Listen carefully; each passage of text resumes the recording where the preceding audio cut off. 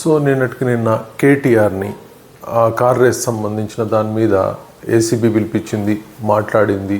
ఆయన దాదాపు 7 గంటలు విచారించిండు. సో ఆయన ఏమని చెప్తా ఉన్నాడు అంటే, రేవంత్ రెడ్డి జైల్లో ఉన్నాడు కాబట్టి అదే కక్ష పెట్టుకొని మమ్మల్ని అందరినీ కూడా దానిలోకి పంపించాలనే ప్రయత్నం చేస్తూ ఉన్నాడు.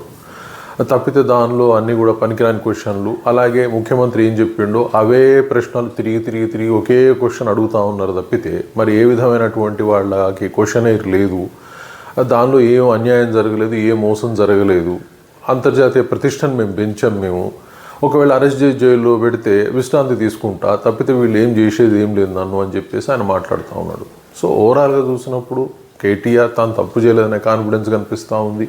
సో డెఫినెట్గా ఆ రేస్లో వల్ల కూడా కొంత అంతర్జాతీయ ఖ్యాతి అయితే వచ్చింది. సో డెఫినెట్గా ప్రభుత్వ విధానాలు ఎట్లుంటాయి అవి చూడాల్సిన అవసరం ఉంది. అంతేగాని ప్రతిదానికి మేము వాళ్ళని విమర్శిస్తాం, ప్రతిపక్ష పార్టీలని కంపల్సరీ భ్రష్టు పట్టిస్తాం, అరెస్ట్ చేస్తాం, భయపెడతాం అనే విధానాలు అయితే సరికాదు. అది ఎందుకంటే ప్రజల్లోకి తప్పుగా వెళ్తుంది.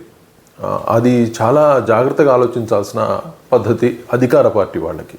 కానీ ఈరోజు ఏం జరుగుతూ ఉంది అంటే, అటు కాళేశ్వరం అని చెప్పేసి దాని మీద అలాగే చేస్తూ ఉన్నారు. కేసీఆర్ని, కేటీఆర్ని, హరీష్ రావుని, ఈటెల రాజేందర్ని వీళ్ళందరినీ పిలిపించేసి విచారణ పేరు మీద వాళ్ళని భయభ్రాంతులను చేయాలని వాళ్ళేం భయపడరు. ఎందుకంటే వాళ్ళు కూడా దశాబ్దాలుగా రాజకీయాల్లో ఉన్నారు, ఎవరు భయపడరు. సో డెఫినెట్గా రాజకీయాల్లో ఇంకొకటి పని చేయకుండా ఉండాలన్నా, మరి వీళ్ళు చేసిన పనికి వాళ్ళు క్వశ్చన్ చేస్తున్నారు, మరి వాళ్ళు చేసిన పనికి వీళ్ళు క్వశ్చన్ చేయొచ్చు కదా.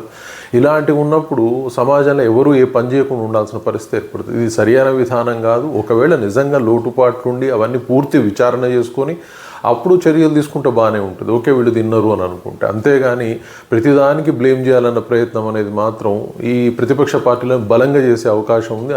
అధికార పార్టీకి నష్టం జరిగే అవకాశం ఉంది. ఇక్కడ కేటీఆర్ భయపడుతున్నట్టుగా ఏమాత్రం కూడా లేదు. అది అందరూ ఆలోచించాల్సిన అవసరం వస్తుంది. Thank you very much.